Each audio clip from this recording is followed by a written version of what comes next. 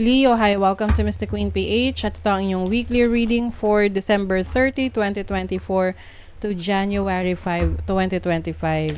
If you're interested in private readings, meron tayong link sa description at sa pinned comment. Paka-check nyo na lang information kung paano mag-book for a private reading.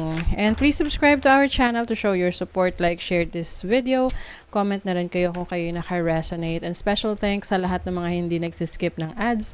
Thank you for your support. It really helps na yung channel natin to grow. So, let's see, Leo. What is up? What are the energies coming to you this week? Ganap sa mga Leo.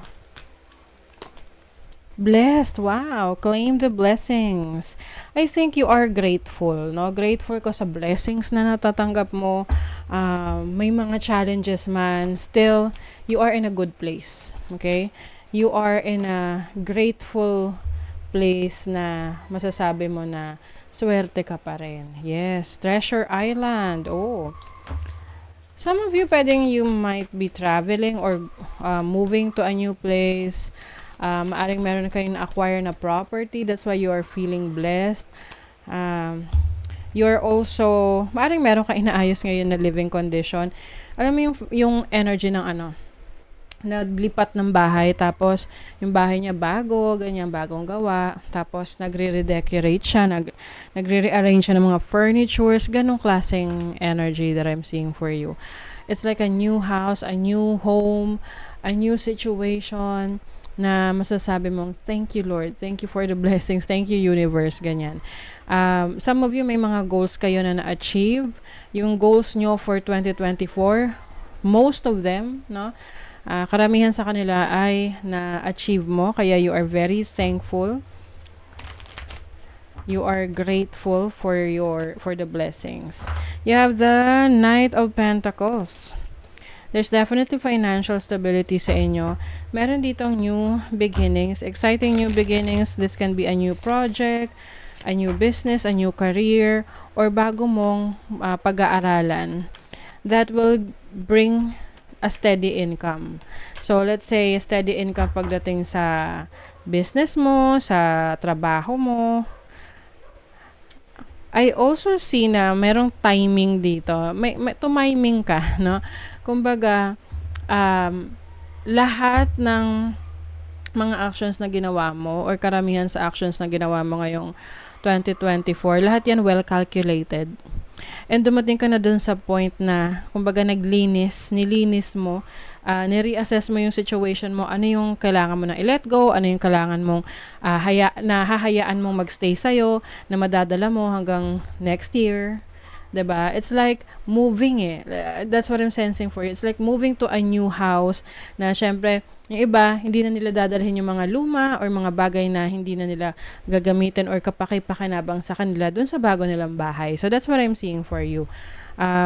I also see na mas patient ka sa sarili mo.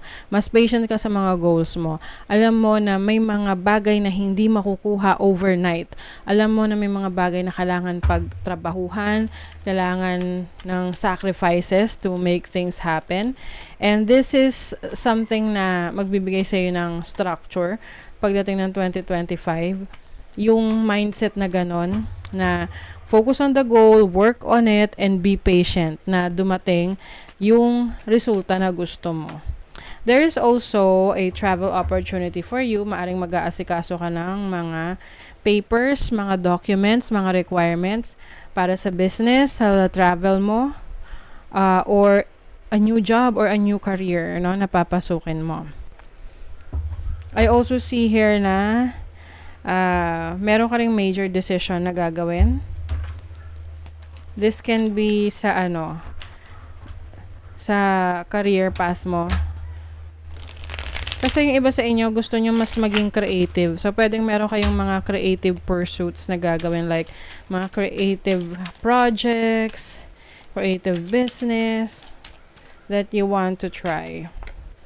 Yes, mas lalo mo ring palalakasin ang iyong sarili. Some of you are working out. Oo, nagji-gym, nagja-jogging, nagra-running. So, you are more sporty ngayon. Mas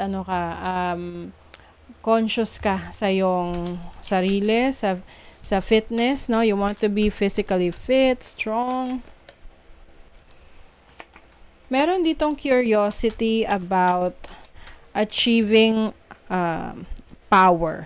So, meron kang certain goal na gusto mong ma-achieve yan for 2025.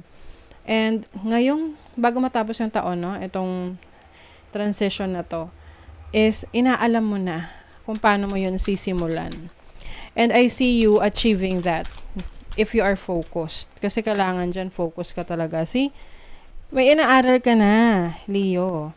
You're starting to do your research. Ano tong 50-50? Okay, puro mga timing to. Oo, ang ibig sabihin nito, nasa mga kamay mo ang magiging resulta nito kung magiging matagumpay to. Kasi syempre, kahit na andyan yung option sa iyo na aralin, may mga tools ka na kailangan mong gamitin. Kung hindi mo siya gagawin, hindi ka magiging consistent, no? Then, maaring hindi to matuloy. So, syempre, nasa sayo yan, no? Kung matutuloy to hindi. Kasi may 50-50 rito. And in case na para for you, no, na makita mo yung resulta nito, pinakamatagal na yung 13 months. Not 13 months. 1 to 3 months.